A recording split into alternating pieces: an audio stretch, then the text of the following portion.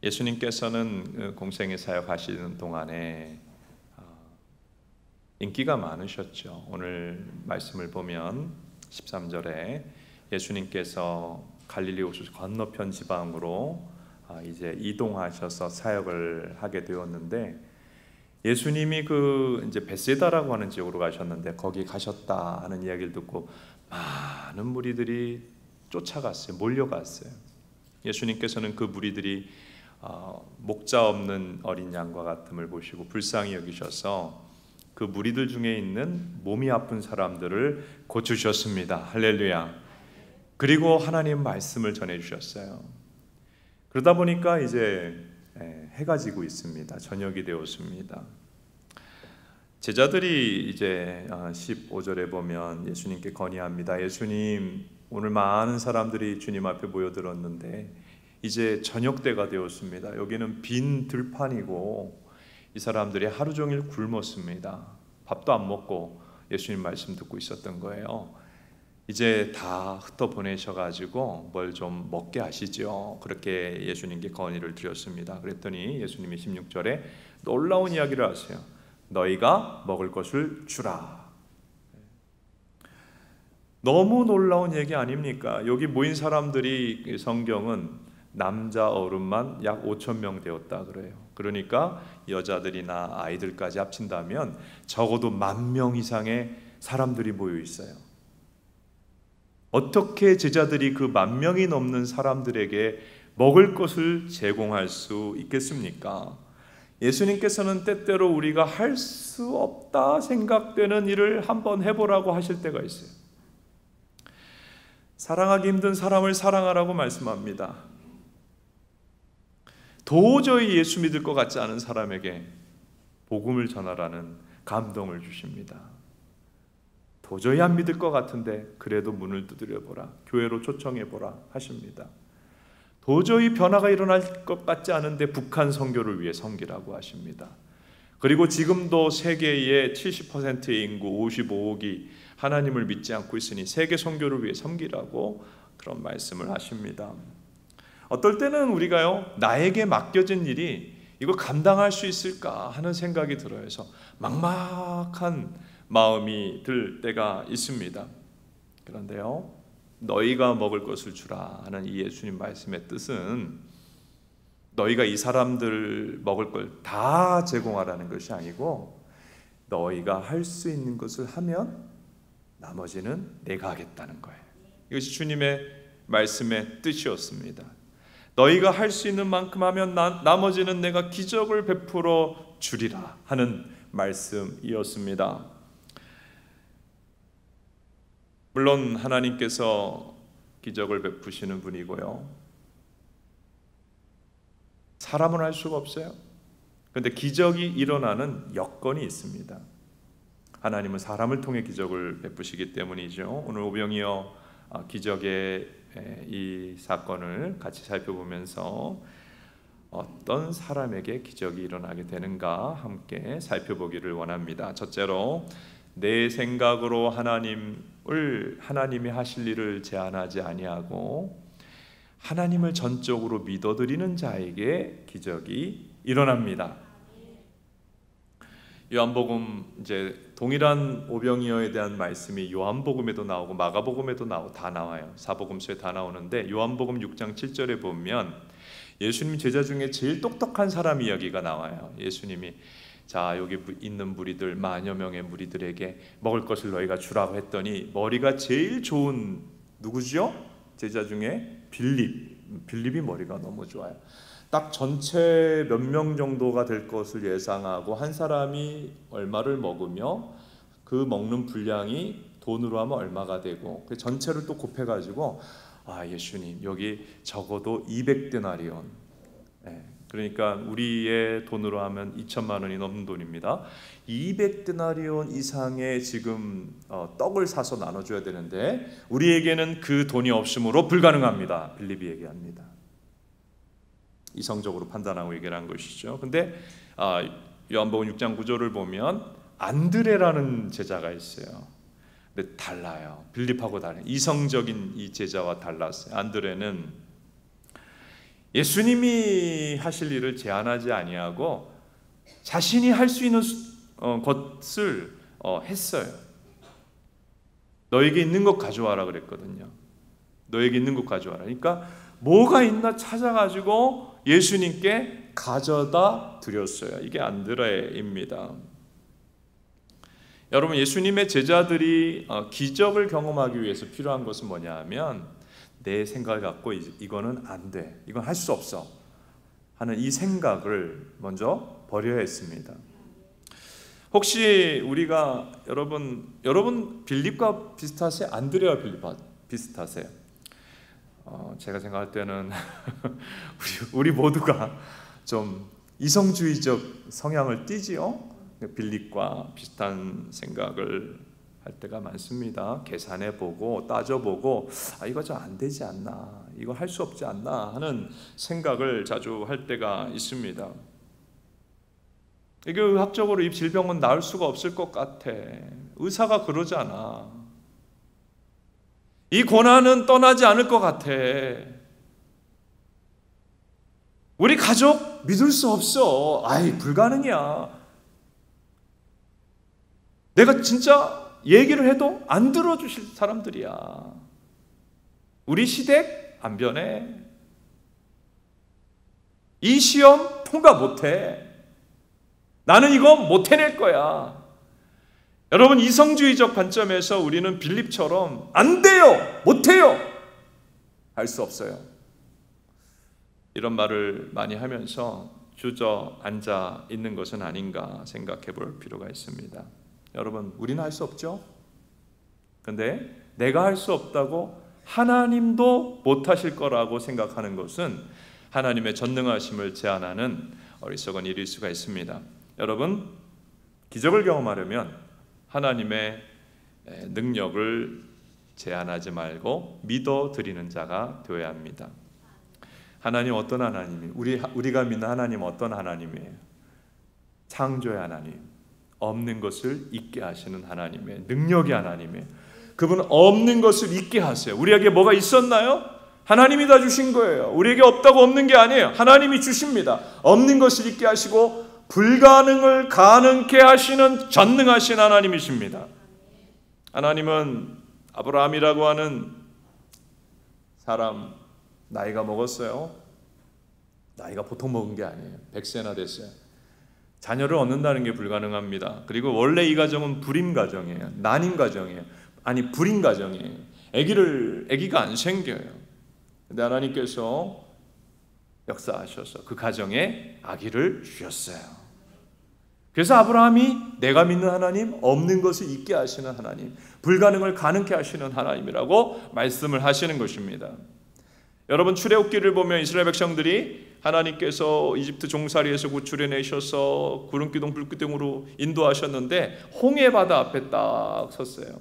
근데 뒤에는 이집트 전차 부대가 쫓아오고 이집트 최정예 부대가 쫓아왔어요. 앞에는 바다, 뒤에는 이집트 군대가 죽이려고 쫓아왔을 때에 하나님께서 전능하신 능력으로 그 홍해 바다를 가르셨습니다. 그리고 이스라엘 백성들 이제 광야 기간을 끝내고 여호수아와 함께 가나안으로 들어갈 때 제일 먼저 가로막고 있는 장애물이 요단강이었죠. 요단강 하나님이 가르셨어요. 그리고 여리고성이 가로막고 있었죠. 여리고성을 하나님 무너뜨려 주셨어요. 성경의 하나님은 불가능을 가능하게 하시는 하나님인 것을 우리 계속 말씀합니다. 이 하나님을 믿는 자에게는 하나님의 능력이 나타나는 거예요. 우리 교회에 부부들 중에 불임 부부들이 꽤 있었어요. 근데 어느 순간 그 가정에 아기가 잉태되는 기적이 일어났습니다. 그래서 제가 언제 그 가정에 기적이 일어나는가 이렇게 보면 예배 드리면서 이 교회에서 예배 드리고 말씀을 들으면서 하나님에 대한 믿음이 그들의 마음 가운데 세워졌을 때, 과학적으로 안 돼. 과학적으로 불임 가정이라고 판정받았어. 우리는 할 수 없어. 우리는 안 돼. 그런데 하나님은 하실 수 있어.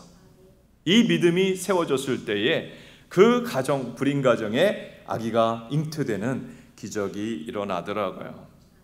여러분, 우리 안에 나는 할 수 없어, 과학적으로도 안 될지 몰라, 이성적으로 안 될지도 몰라, 그러나 하나님은 하실 수 있다는 믿음으로 설 때에 하나님의 능력이 우리 가운데 나타날 것을 믿으시기를 바랍니다. 오늘 내 생각으로 하나님을 제한하지 아니하고 하나님을 전적으로 믿어드리면서 우리 삶에 하나님만이 하실 수 있는 기적적인 일들이 풍성히 일어나게 되기를 축복합니다. 우리 옆에 있는 분들에게 인사합시다. 하나님을 전적으로 믿어드립시다. 두 번째, 자신의 것을 하나님께 드리며 헌신하는 자에게 기적이 일어납니다. 내 작은 것을 주님 앞에 드려볼 때 기적이 일어나요. 예수님께서 너희가 먹을 것을 주라고 했을 때 제자들이 다 놀랐어요. 무슨 만여 명의 음식을 우리가 주라고요? 그러고 있는데 예수님이 너희에게 있는 거는 갖고 와봐라. 너희에게 있는 것을 가져와 봐라. 그때 이제 이 이성주의적인 이 빌립은 헤매고 있을 때에 이 안드레가 아이고 뭐 여러분 가지고 있는 거 없습니까? 이제 찾아다니면서 한 어린아이가 먹을 걸 갖고 있는 거예요. 그게 보리떡 5개와 물고기 2마리 한 2인분 정도 되는 식사인 것 같습니다. 물론 이때도 예수님을 쫓아오면서 먹을 것을 넣어온 뭐 떡을 넣고 뭐 이렇게 빵을 넣은 사람이 있었을 거예요. 근데 그 사람들은 안 내놨어요. 근데 이날 하루 종일 예배드리고 또 예수님의 치유하심을 보면서 쫄쫄 굶었던 만여 명이 배고픔을 면할 수 있었던 이유는 한 어린아이가 자신이 먹을 그 오병이어를 주님 앞에 내어 드렸기 때문이죠. 하나님께서는 우리가 가지고 있는 작은 것을 주님 앞에 올려드릴 때 그것을 사용하셔서 기적을 이루십니다. 여러분, 이거 성경에 나오는 관통하는 원리예요. 모세가 하나님의 큰 능력을 이집트에서 나타냈죠. 근데 모세는 자신이 없었어요. 자기는 못한다고 생각했어요. 어떻게 파라오 왕을 대결해서 이길 수가 있겠느냐. 이게 모세의 생각이었습니다. 근데 하나님께서 모세에게 이야기합니다. 너가 갖고 있는 게 뭐냐? 너 손에 쥐고 있는 게 뭐니? 아, 목자의 지팡이입니다. 내가 그것을 기적을 일으키는 지팡이로 만들어 주리라. 하나님은 모세의 가지고 있던 그 초라한 나무 지팡이를 하나님의 능력이 나타나는 지팡이로 만들어 주셨습니다. 그리고 열왕기서를 보면 아합 왕 때에 하나님께서 죄악 때문에 진노하셔서 기근을 일으키셨죠.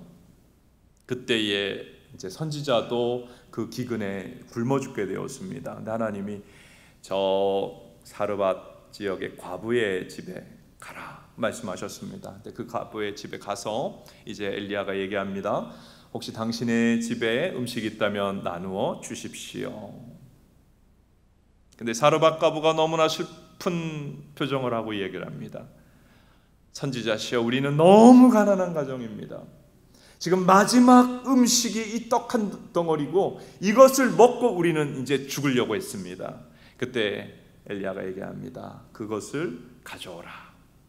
그 사르밧 과부가 정말 마지막 남은 그 음식을 선지자에게 하나님 앞에 올려드렸을 때에 어떤 일이 일어나죠?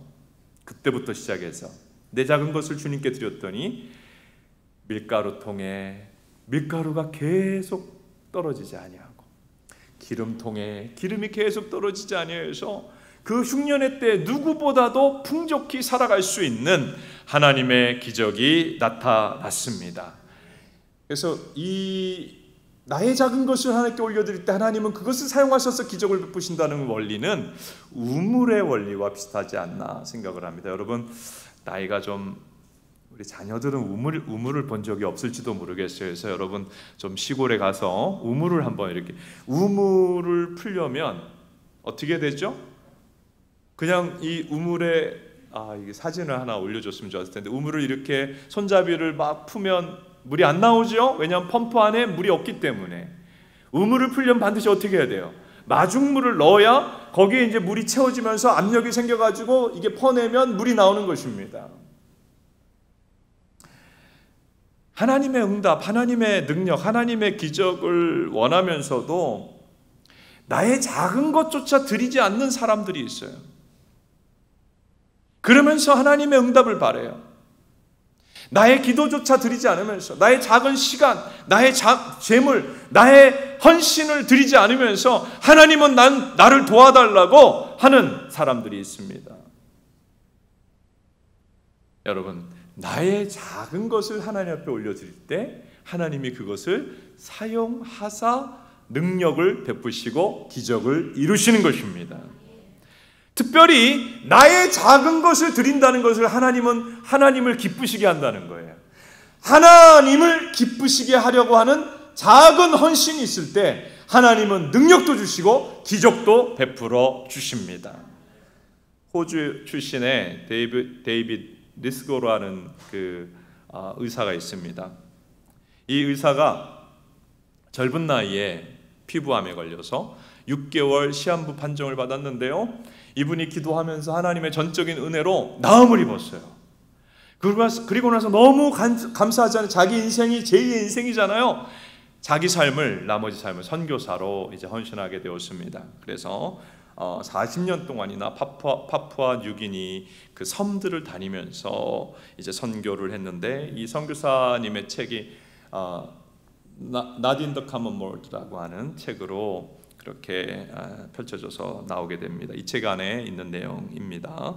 이 선교사님 어느 날 이제 파푸아 뉴기니에 이제 저런 사진 좀 보여주세요. 쪽배를 타고 이렇게 다니시면서 이제 섬들 다 섬이 많으니까 거기 이제 환자 진료하고 고쳐주면서 복음을 전하신 거예요. 근데 어느 섬에 도착했는데 중증 환자들이 너무 많은 거예요. 열이 펄펄 나고.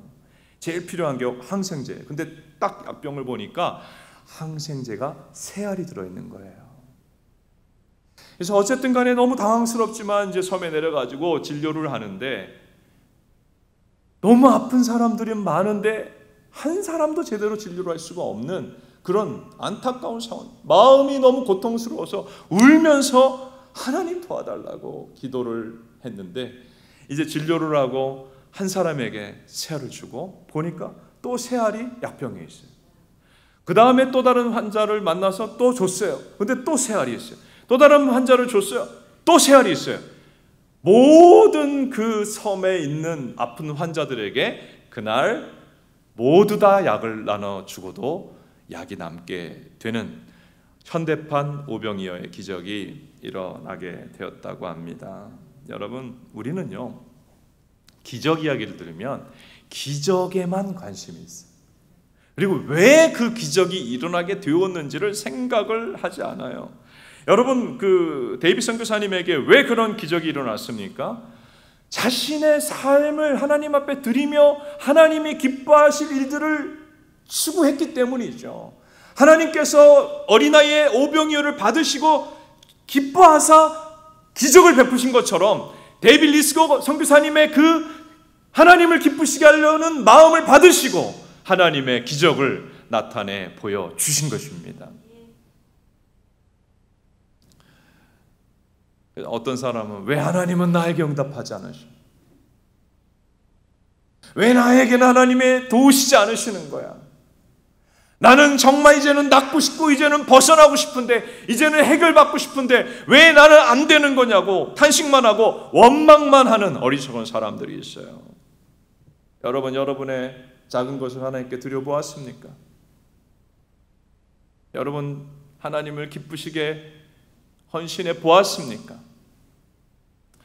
나의 오병이어를 올려드릴 때 하나님은 그것을 사용하시고 받으시고 하나님의 능력을 베푸신다 하는 이 기적의 원리를 기억하시고 나의 작은 것을 올려드리며 하나님의 능력이 나타나는 것을 경험하는 우리 모두가 될 수 있기를 축복합니다. 세 번째로, 순종하는 자에게 기적이 일어납니다.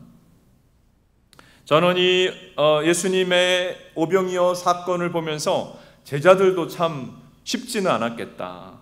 자, 10,000 명이 앉아 있는데 10명만 음식 대접을 하려고 해도 머리가 터질 텐데 10명, 100명도 아니고 1000명도 아니고 만여 명이 앉아있는데 너희가 먹을 걸 주라. 이것도 제자들에게 만만치 않은 믿음이 요구되는 상황이었겠지만 일단 너희가 있는 것을 가져오라. 근데 정말 어려운 단계는 세 번째 단계예요. 예수님께서 받은 그 음식은 몇 인분의 음식이었어요. 많아야 떡 5개와 물고기 2마리니까 많아야 2인분 정도 될 거예요. 그 떡을 가지고 하나님께 감사했어요. 그리고 제자들에게 나눠주면서 자 이제 사람들에게 나눠주라. 여러분이 제자들이라면 어떻게 하겠어요? 참 이 단계에서 마음이 쉽지는 않았으리라고 생각을 합니다. 제자들이 이성적으로만 생각하면 순종할 수가 없는 상황이지 않았겠어요? 아마 우리 같으면 예수님, 지금 이거 애가 1명 먹을까 말까 한 건데 여기 지금 100명, 1000명, 수천 명이 앉아있는데 이걸 나눠주라고요? 좀 이젠 말이 되는 얘기를 하셔야죠. 이런 식으로 불순종을 했다면 오병이어의 기적은 일어나지를 않았을 것입니다. 기적은 순종과 맞물려 있습니다.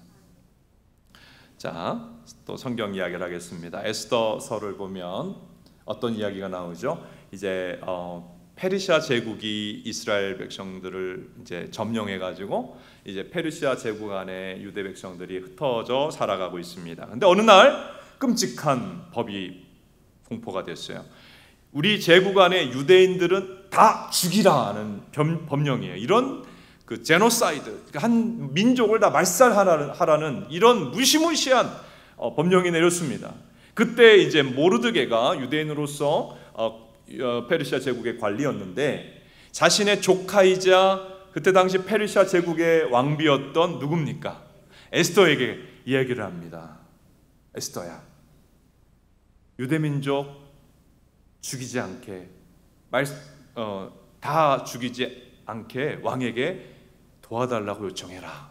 그랬더니 에스더가 뭐라 그럽니까? 제가 왕비라도 페르시아의 왕궁 법령에 의하면 부르지 않은 사람이 왕에게 나갈 수 없습니다. 왕에게 부르지 않은데도 나가면 죽임을 당합니다. 그래서 못합니다. 이렇게 얘기를 했습니다. 그랬더니 모르드게가 에스더를 엄청 호되게 야단칩니다. 내가 유대인으로서 왕비가 된 것이 이때를 위함이 아니냐? 야단을 맞으면서 꾸지람을 들으면서 에스더가 깨달아요. 이게 삼촌 모르드게의 이야기가 아니고 하나님이 나에게 순종하라고 하시는구나. 순종이 필요한 거구나. 생각과 판단이 아니라 순종이 필요한 거구나. 그래서 에스더가 죽으면, 유명한 얘기죠. 뭐예요? 죽으면 죽으리라. 따라하세요. 죽으면 죽으리라 하는 이게 순종 아닙니까? 그런 마음으로 왕에게 갔어요. 죽일지도 모르니까. 부르지 않은데 왕에 가면 이게 암살을 하려고 하는 건지 무슨 짓인지 알 수 없으니까 호위병이 죽인단 말이에요. 죽음을 당하면 죽으리라는 마음으로 갔더니 어떻게 됐어요? 내가 순종했더니 어떻게 됐어요? 하나님의 기적이 일어나죠. 어떤 기적입니까? 왕이 여러분 결혼을 하면 그 배우자가 이전에 결혼 전에 있던 아우라가 사라지죠. 결혼 전에는 저기 멀리서부터 빛나는 광채와 함께 저 사람이 왔을지 모르지만 결혼했는데 아우라가 느껴지는 경우는 없어요. 근데 이날 이 아하수에로 왕이 에스더를 보는데 갑자기 그냥 너무나 사랑스러운 거예요.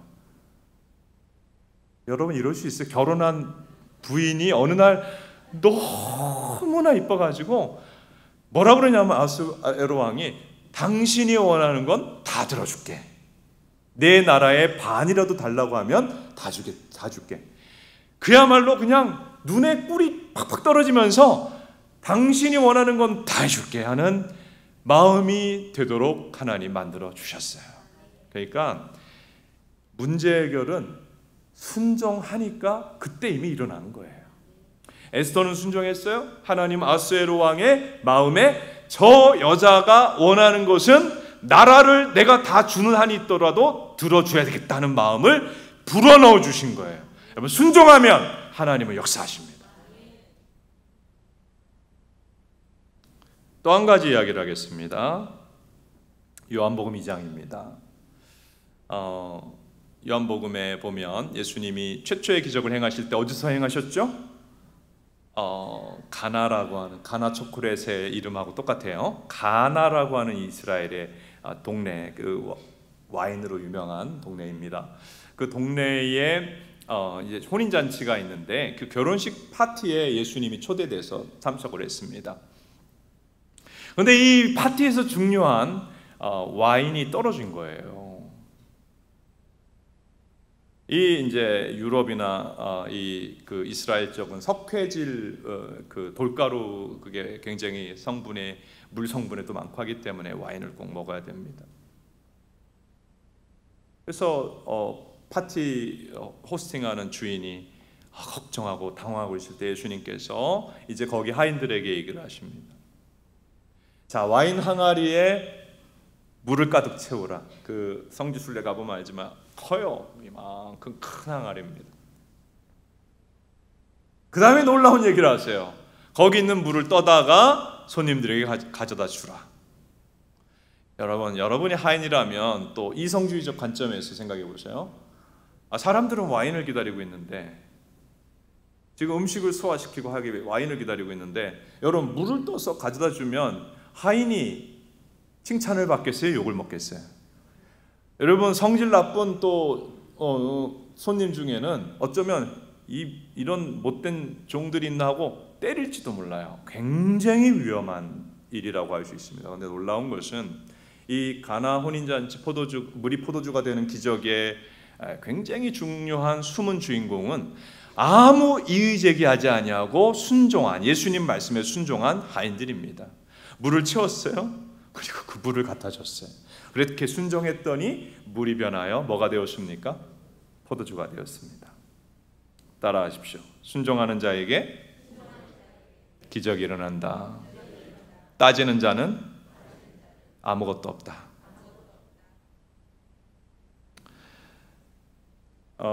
예수님 이 오병이어 기적이 일어나게 되는 이제 베세다라고 하는 지역은, 그 지역에 많은 사람들이 모였죠. 예수님을 쫓아와서. 왜 그랬을까요? 너무 삶이 힘든 거예요. 너무 삶이 고통스러운 거예요. 예수님의 그 앞에 모여들었던 그 군중들처럼 아마 이 자리에 있는 우리들도 각자 삶의 무게가 있고 아픔이 있고 질고가 있고 고통이 있으리라고 생각을 합니다. 해답을 얻기 원하죠. 주님의 도우심을 원하죠. 좀 벗어나기를 원하죠. 어떤 사람에게 하나님의 도우심과 능력이 나타나며 기적이 일어나게 되는 거, 오늘 말씀을 통해 배운 기적의 원리를 기억하시기 바랍니다. 첫 번째는 뭐였어요? 내 생각으로 하나님을 제한하지 말고 전능하신 하나님을 믿어드리라. 따라합시다. 전능하신 하나님을 믿어드리라. 나는 못해요. 이게 신자는 이거예요. 내가 못하니까 하나님도 못할 거야 라고 이렇게 생각하는 게 아니고, 나는 못해요. 나는 할 수 없어요. 과학적으로도 안 돼요. 의학적으로도 안 돼요. 상황적으로도 안 돼요. 근데 누가 할 수 있어요? 하나님 하실 수 있다. 하나님을 믿어드리는 거예요. 이런 사람에게 주님의 능력이 나타납니다. 두 번째는 뭐였어요? 내 작은 것을 올려드리라. 내가 드리지 않는데 하나님이 그냥 하시는 경우가 없어요. 믿음으로 마중물을 부으라. 내 작은 것을 드리라는 거예요. 세 번째는 뭐예요? 순종입니다. 자꾸 이성적으로 따지지 말라. 이성과 믿음은 때때로 충돌될 때가 있어요. 왜냐하면 믿음의 원리는 초이성적이기 때문에 그렇습니다. 하나님 말씀에 순종하라. 순종하면 하나님께서 하나님만이 하실 수 있는 일들을 베풀어 주십니다. 오병이어 기적 사건에서 요한복음, 우리가 마태복음을 읽었습니다마는 요한복음에는 제자들 중에 두 부류가 있었다. 빌립, 예수님 안 돼요. 안 되는 일을 왜 얘기하세요? 못해요. 돈 없어요. 능력 없어요. 안 돼요. 이게 빌립이에요. 여러분, 이 빌립의 길을 가시겠습니까? 아니면 안드레의 길을 가시겠습니까? 예수님, 주님 말씀하시니 한번 찾아보겠습니다. 한번 순종해 보겠습니다. 작은 것을 드려보겠습니다. 저는 주님을 믿습니다. 여러분, 오늘 우리의 믿음이 빌립의 믿음이 아니라 안드레의 믿음이 되어져서 나의 오병이어를 주님 앞에 드리면서 하나님만이 하실 수 있는 능력과 기적의 역사가 우리 삶에 풍성히 나타나게 되기를 주님의 이름으로 축복합니다.